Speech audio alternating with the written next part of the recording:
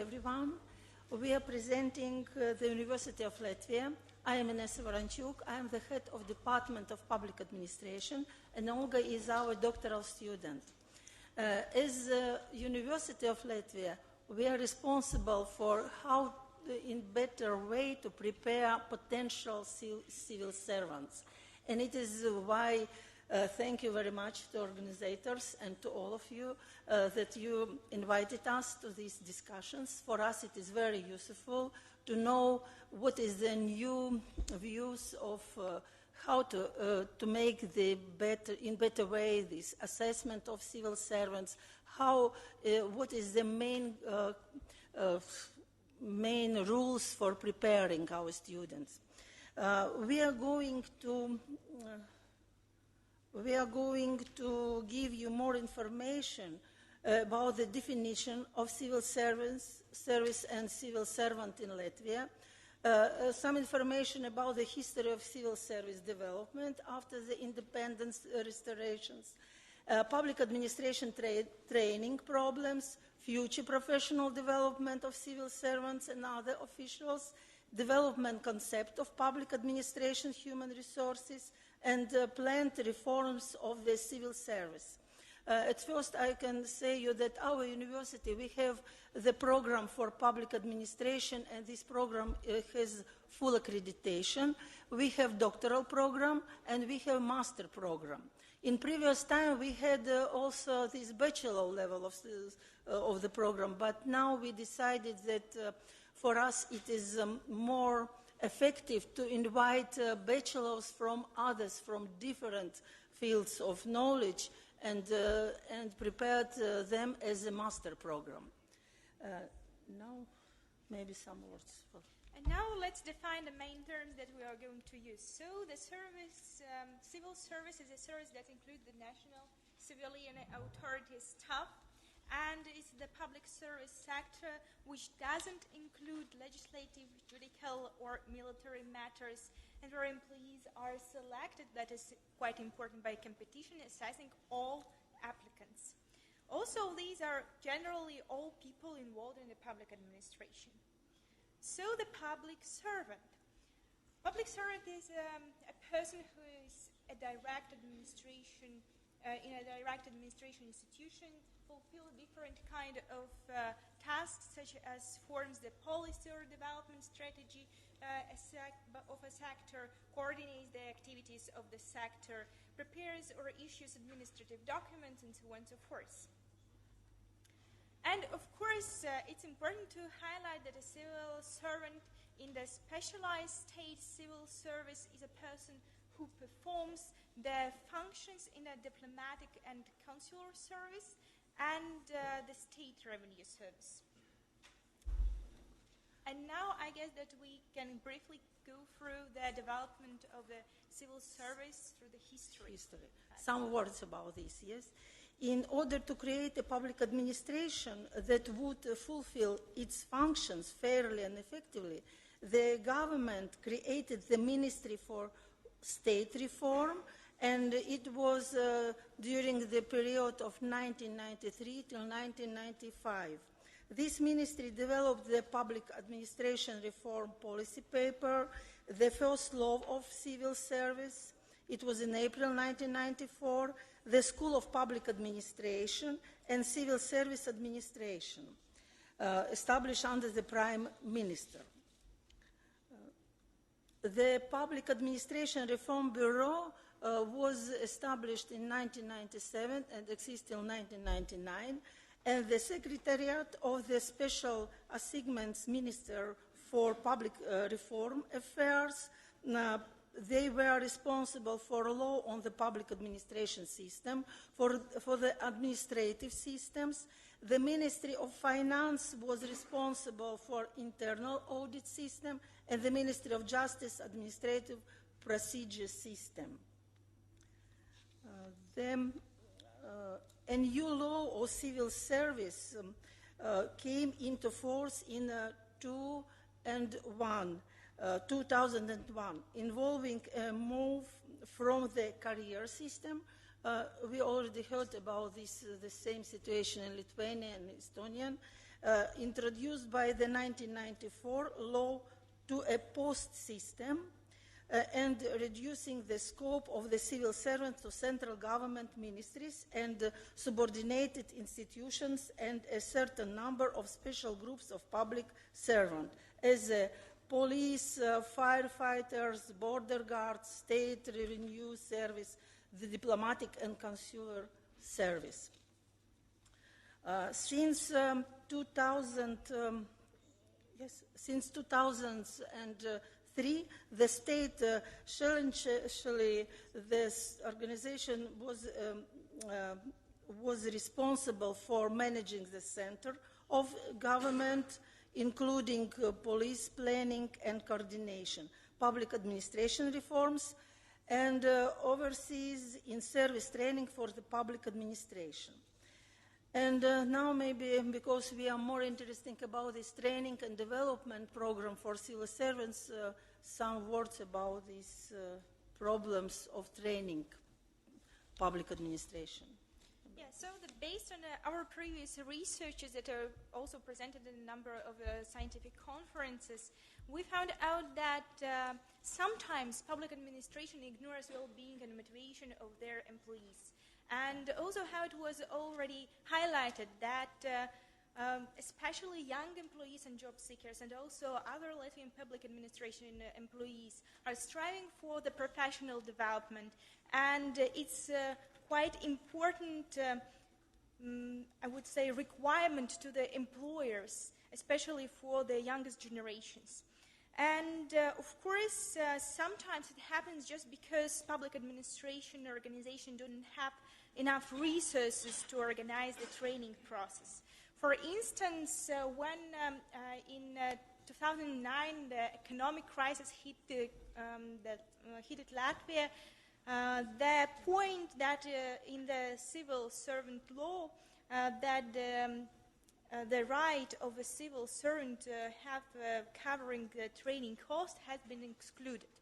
So that means that actually now public administration organization don't have any resources to provide this training for their employees. Of course, we need also to highlight the problem-free good, that the level of commitment of civil servants as well as ministries is not high.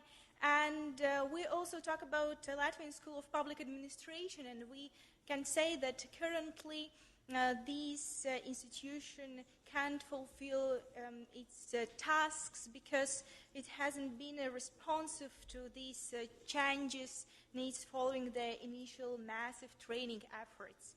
It means that, for instance, they producing such services as training, and maybe they are also relevant for the public administration. However, all of them are not free of charge, and that's why the popularity of this training is quite low. However, we also outlined from our previous researches that there are possibilities of training outsourcing. It means that there are various online courses. However, from this side, we can say that there is a trick that majority of online courses provided relevant for public administration are provided in English, and this is a barrier for many public administration employees. However, there are also face-to-face relevant for public administration organizations courses and programs, and some of them also are free of charge or are supported by the European Commission funds or different kind of programs. So also tertiary education institution also can provide these training opportunities for the public administration organizations.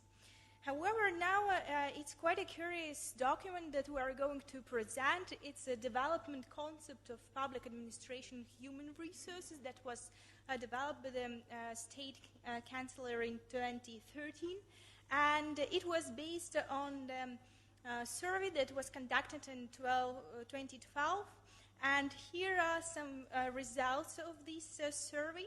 So the survey was conducted in the public administration organizations, and here are the results. For example, 84% of public administration employees actually like work that they are fulfilling and do. However, only 9% of public administration employees can admit that currently they don't have opportunities for career development. And that's why public administration don't have these better choices and better opportunities that actually will attract and maintain employees. 44% of the respondents admitted that they don't like how actually these employees in the public administration are treated. And only 34% of employed by the public administration totally agreed that their direct managers actually respect them and also give them a different kind of tasks and rely on their fulfillment. So, based on this survey, also the reforms of civil service was developed. And here it's interesting to outline that, for example, as it already was highlighted here today in the morning session, that there are a lot of good practices that we can borrow from the private sector. So here the major role will be of the private sector experience, and for example, there is a plan to the employment environment equalization, and also there is a plan to have this flexible working environment. And however, in 2012, this flexible working environment was criticized in the European Commission a lot. And also, it's an interesting fact about the plans about a performance appraisal.